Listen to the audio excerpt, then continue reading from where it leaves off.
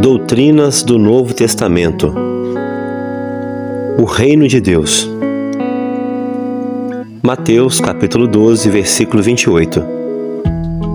Mas se eu expulso os demônios pelo Espírito de Deus, é conseguintemente chegado a vós o Reino de Deus. A natureza do reino.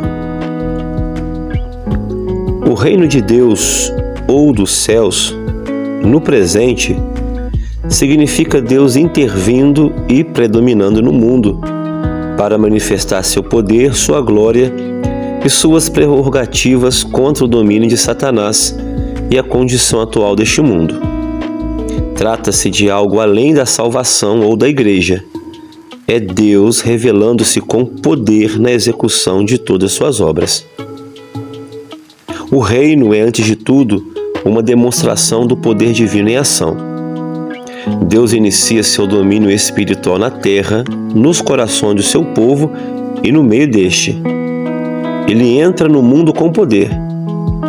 Não se trata de poder no sentido material ou político, mas sim espiritual. O reino não é uma teocracia religio-política. Ele não está vinculado ao domínio social ou político sobre as nações ou reinos deste mundo. Deus não pretende atualmente redimir e reformar o mundo através de ativismo social ou político, da força ou de ação violenta. O mundo, durante a presente era, continuará inimigo de Deus e do seu povo. O governo de Deus, mediante o juízo direto e a força, só ocorrerá no fim dessa era. Quando Deus se manifesta com poder sobre o mundo, este entra em crise. O império do diabo fica totalmente alarmado, e todos encaram a decisão de submeter-se ou não ao governo de Deus. A condição necessária e fundamental para se entrar no reino de Deus é esta: arrependei-vos e crede no Evangelho. Marcos capítulo 1, versículo 15. O fato de Deus irromper no mundo com poder abrange, primeiro, seu poder divino sobre o governo e domínio de Satanás. A chegada do reino é o começo da destruição do domínio de Satanás e do livramento da humanidade das forças demoníacas e do pecado. Segundo, poder para operar milagres e curar os enfermos. A pregação do Evangelho, que produz a convicção do pecado, da justiça e do juízo. A salvação e a santificação daqueles que se arrependem e creem no Evangelho.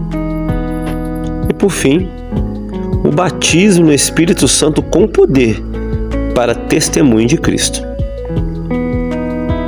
Uma evidência máxima de que a pessoa está vivendo o reino de Deus é viver uma vida de justiça e paz e alegria no Espírito Santo. O reino de Deus tem um aspecto tanto presente como futuro. É uma realidade presente no mundo hoje, mas o governo e o poder de Deus não predominam plenamente em todos e em tudo.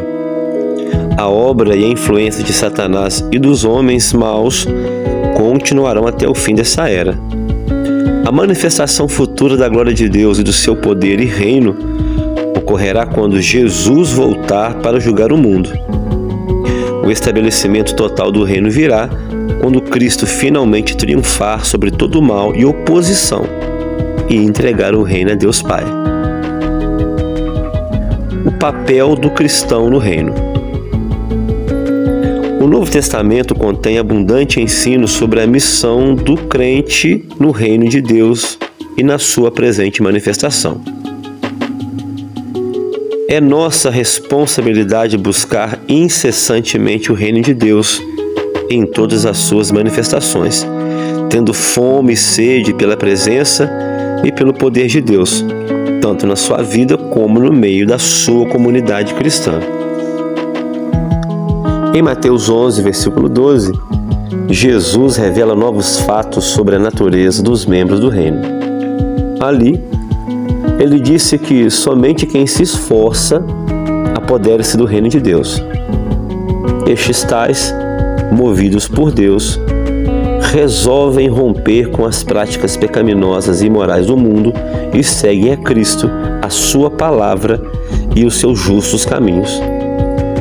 Não importando o preço a pagar, esses resolutamente buscam o reino com todo o seu poder. Noutras palavras, pertencer ao reino de Deus e desfrutar de todas as suas bênçãos requer esforço sincero e constante, que é um combate de fé aliado a uma forte vontade de resistir a Satanás, ao pecado e à sociedade perversa em que vivemos. Não conhecerão o reino de Deus aqueles que raramente oram, que transigem com o mundo, que negligenciam a palavra e que têm pouca fome espiritual. É para crentes fervorosos como José, Natã, Elias, Daniel e seus 3 amigos, Mardoqueu, Pedro e João, Estevão e Paulo, inclusive mulheres como Débora, Ruth, Maria, Ana e Lídia. Pessoas assim experimentam o reino de Deus e a sua justiça.